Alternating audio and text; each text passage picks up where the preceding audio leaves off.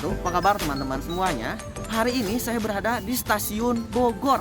Saya sudah sejak malam ini standby di kota Bogor karena pertanggal 10 April 2022 kereta api Pangrango yang melayani rute dari stasiun Bogor hingga Sukabumi itu kembali beroperasi. Kereta api Pangrango sudah lama kawan tidak beroperasi semenjak pembangunan jalur kereta api double track dari lintas Bogor hingga Sukabumi, dan sekarang akhirnya kembali beroperasi. Kita akan mengabadikan seluruh momen yang ada ya, dan tidak terkecuali saya akan mengabadikan sistem persinyalan yang melayani dari stasiun Bogor hingga Sukabumi ya.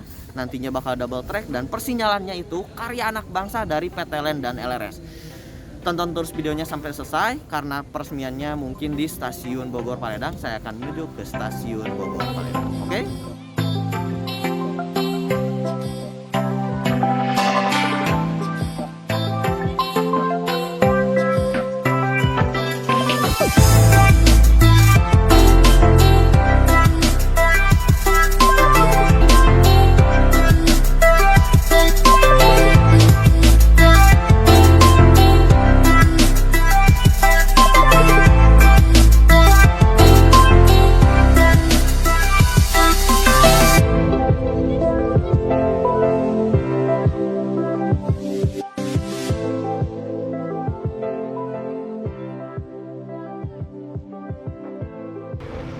Oke bro, sekarang ini saya sudah berada di stasiun Bogor Paledang yang merupakan titik pemberangkatan awal kereta api Pangrango.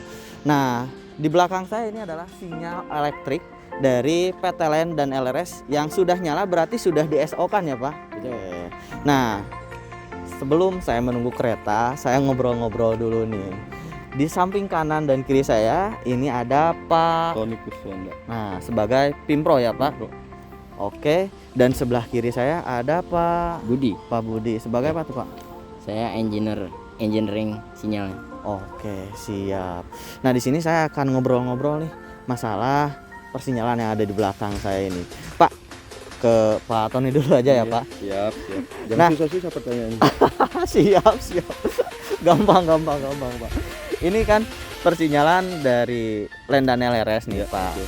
Ini digarap berapa lama sih dalam proyek yang menghubungkan dari Bogor ke Sukabumi itu berapa lama kira-kira tuh Pak? Ini dari 2020 sampai saat ini 2022 kurang lebih 114 minggu ya kalau laporan proyeknya. 114 minggu. Nah, setahu saya kan ini proyek double tracknya Pak dari stasiun Bogor ya ke Sukabumi. Tapi sekarang persinyalan yang sudah selesai itu dari stasiun mana saja sih Pak? Yang sudah selesai itu dari mulai Bogor Paledang, lanjut ke Batu Tulis, lalu Ciomas, Maseng lanjut Cigombong sampai dengan Cicurug. Oke, berarti baru sampai Cicurug ya Paledang Pak? Cicurug. Nah, ini biasanya saya kan mengabadikan SO kemarin kelewat tuh SO-nya. Tapi saya ingin tanya Pak, ini teknologi yang digunakan seperti apa sih? Kalau kemarin saya sempat mengabadikan SO ini SEAL 02 NJ. Nah, sekarang ini apa tuh Pak? Tipe SEAL Safe 4000. SEAL 4000. Iya, kalau SEAL Safe 4000 itu pendalamannya lebih paham dari bidang engineering. Nanti saya tanya ya Pak. Ya. Oke. Nah, saya sebagai pencinta kereta api nih Pak, kan menginginkan gitu aktifnya jalur Bogor, Sukabumi, Cianjur hingga Bandung. Kan sekarang yang udah aktif sampai Cipatat ya Pak. Kalau tidak salah di Cipatat itu sudah ada sinyal elektrik. Nah, kalau boleh tahu sih Pak, apakah nanti dari Sukabumi, Cianjur hingga Padalarang, Bandung nanti pakai sistem persinyal dari RS juga sehingga Pak? Ya, saya berharap sih seperti itu. Iya, betul. Semoga apa yang kita sudah selesaikan dari Bogor, Paledang sampai dengan Cicurug berlanjut ke Sukabumi dan bisa berlanjut sampai dengan Cianjur dan Padalarang, Bandung. Oke, kita berharap begitu ya Pak, karena kan sekarang sinyal-sinyal LRS sudah di mana-mana tuh ya Pak. Berbicara tadi sudah selesai sama Pak Tony mengenai persinyalan. Nah, sekarang saya ingin tanya ke Pak Budi nih, Ya, selaku engineeringnya ya Pak.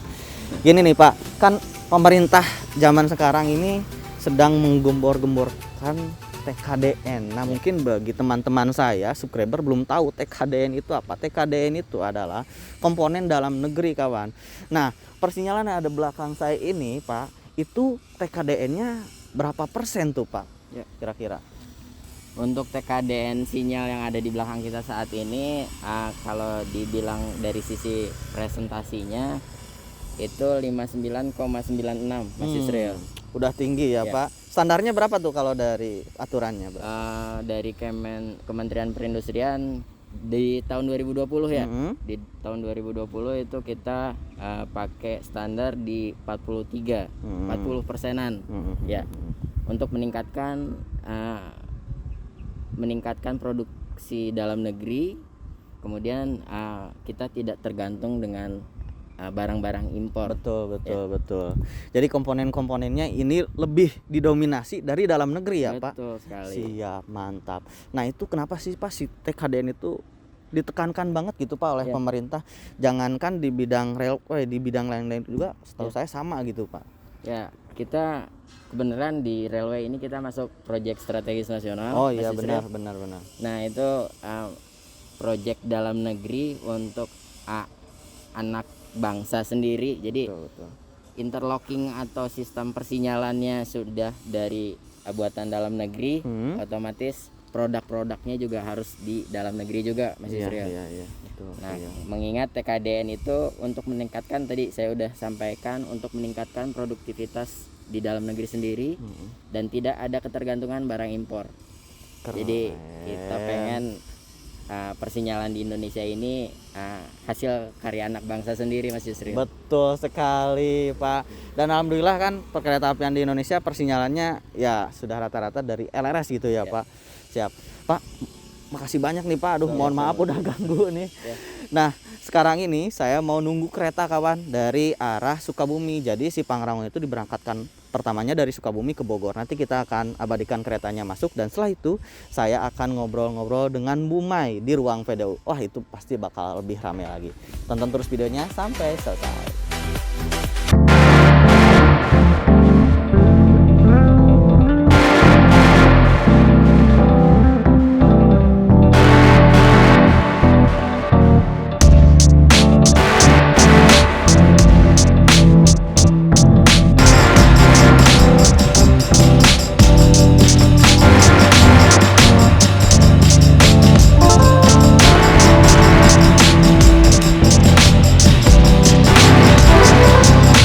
Ini saya sudah berada di ruang PDU bersama Bu Mai. Sehat, Bu? Alhamdulillah. Bu Mai ini adalah sebagai Human Capital and General Affairs dan kita di sini akan ngobrol-ngobrol lah mengenai persinyalan ya. Karena ini tadi kita juga udah lihat-lihat ruang PDU sini dan saya ada beberapa pertanyaan ini, Bu. Yang pertama, nah, bagaimana sih, Bu, PT LRS menciptakan SDM yang unggul untuk menciptakan ini semua gitu? Oke. LRS itu dari awal berdiri sudah punya komitmen yang tinggi untuk menciptakan SDM yang super oke gitu ya, yang unggul. Jadi mulai dari awal perekrutan, dari habis direkrut pun kita punya program-program pengembangan. Jadi selalu mengupgrade atau upskilling untuk knowledge-nya dengan knowledge yang memang terkini gitu. Tentunya sudah seperti itu dan disesuaikan dengan kompetensi yang dibutuhkan di lapangan ataupun di office. Pengembangannya pun tidak hanya masalah teknis. Jadi teknis, non teknis itu kita concern terhadap si pengembangan karyawan ini. Seperti itu, Mas Yusri. Oke, siap, Bu. Iya, dari awal perekrutan kita memang sudah ada program-program yang memang harus dilakukan ya oleh karyawan untuk tetap menjaga knowledge-nya itu terbaru gitu, terkini lah ya, secara teknis dan teknisnya gitu. Iya. Jadi ya harus diikuti. Itu salah satu program yang memang kita jaga, yang kita komitmen untuk tetap agar karyawannya tuh knowledge-nya tetap terkini gitu. Update lah ya, Bu. Iya, terupdate. Oke, siap. Nah, ini, Bu, kan tadi sudah dijelaskan mengenai pengembangan SDM ya Bu. Nah, di sini bagaimana sih Bu PT RS mengembangkan SDM dalam daya saing global gitu? Bukanlah kita tahu sendiri kan PT RS ini tidak hanya berkarya di dalam negeri, melainkan di luar negeri. Katanya ada di Filipina juga tuh Bu. Di sana ada proyek LRS. Betul. Oke. Jadi tadi kan kalau kita melihat dari awal kita rekrutmen, terus diterima mereka di upskilling gitu ya, disesuaikan knowledge-nya gitu, penuhin gap kompetensinya. Nah selain itu kita pun harus memastikan teman-teman di LRS itu certified, tersertifikasi SDM-nya. Jadi kita menjaga selain tadi knowledge juga, tapi kita menjaga bahwa memang kemampuannya itu bisa diakui. Bukan hanya di Indonesia saja, tapi di luar negeri. Jadi kita ada beberapa orang yang memang tersertifikasi internasional, Pak Yusril.